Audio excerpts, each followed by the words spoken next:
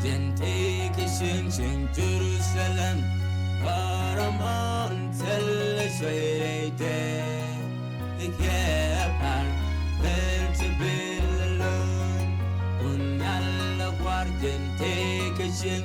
Jerusalem Paramount Telesway The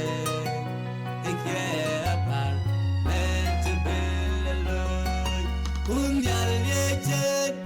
to Jada, Papa Punderkan, Mary Jadalat, Babum Lodin, Tijas, Unyal Guatin, Ejin Guat, Papa Paliaka, Duntakajak, Babum Lodin, Tijas, Unyal Yachet, Ray to Jada, Papa Punderkan, Mary Jadalat, Babum Lodin, Tijas,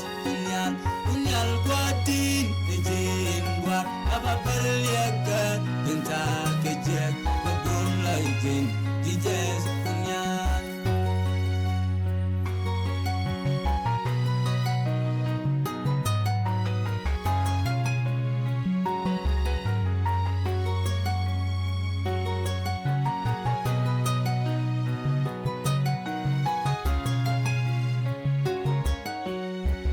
Jangan coy kata kering Kejaloi jab Jutiang nukwat In babum niya Min lakwat Tes kalai sengyal Jang mi soi jab Kata kerik Kejaloi jab Jutiang nukwat In babum niya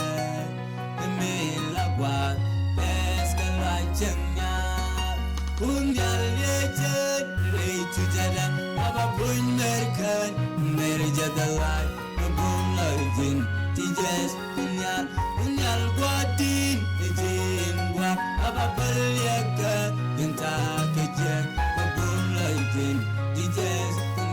Unyal Yejet Reitu jalan Papa Punderkan Mary Jadalat Babum laitin Tijas Unyal Guatin Ejin Guat Apa perliaka Gentak kejak Babum laitin Dijas punya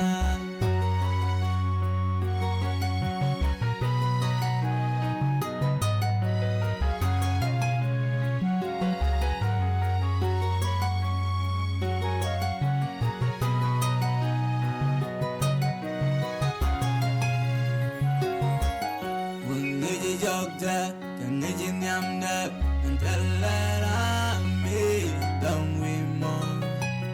Min ave Bagajin kunyak Mengeji Jogja Kengeji Nyamdak Antalara mi Dong wimo Min ave Bagajin kunyak Unyal yejet Reitu jalan Papa Punderkan Mary Jadalat Babum laitin Tijas Unyal Guatin Ejin Guat Papa Paliaka Gentak kejak Babum laitin Tijas Unyal yejet Reitu jalan Papa Punderkan Mary Jadalat Babum laitin Tijas Unyal Guatin Ejin Guat Papa Paliaka Gentak kejak